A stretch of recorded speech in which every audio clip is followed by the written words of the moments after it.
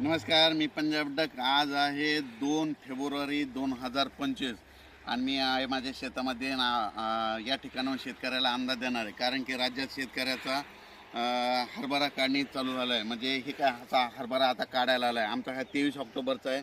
याला 102 दिवस झालेत आणि आता सगळ्या शेतकऱ्याचा काढणी चालू आहे.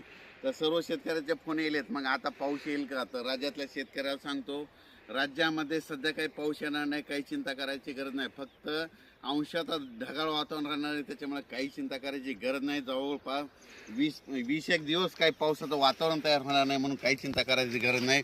सर्व शेतकऱ्याचे हरभरा सुखरूप निघणार आहेत, तुरी देखील सुखरूप निघणार आहे, कांदे देखील सुखरूप निघणार आहेत, म्हणून काही चिंता करायची गरज नाही.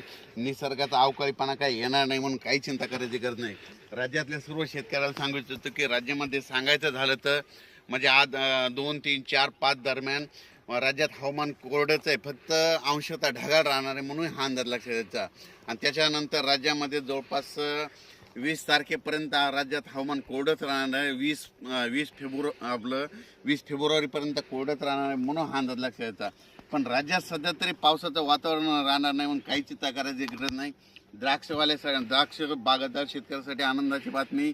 राज्यात सध्या काही अवकाळीचं संकट नाही, म्हणून काही चिंता करायची गरज नाही.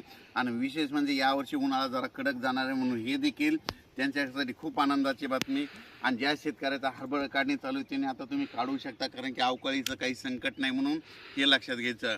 त्याच्यानंतर ज्यांचा कांदा काढणी त्याने कांदा काढायला सुरुवात करायची. ज्यांचा गहू काढायचा असेल गहू काढायला हरकत नाही, कारण की राज्यात मध्ये आता पावसाचं वातावरण नाही. फक्त राज्यामध्ये एक अंदाज म्हणून तुम्हाला सांगतो, रात्री 11पर्यंत गरमी जाणवणार आणि त्याच्यानंतर मध्यरात्री 12 ते सकाळी 7 वाजेपर्यंत थंडी राहणार आणि मात्र दिवसा आता थोडं ऊन तापत जाणार आहे, म्हणून हे लक्षात घ्यायचं. पण राज्यात मात्र सध्या तरी पाऊस नाही, म्हणून हे लक्षात घ्यायचं. फक्त अंशतः ढगाळ वातावरण राहील, म्हणून हे अंदाज लक्षात घ्यायचा. अचानक वातावरणात बदल झाला तर परत एक उद्या मेसेज दिला जाईल. धन्यवाद.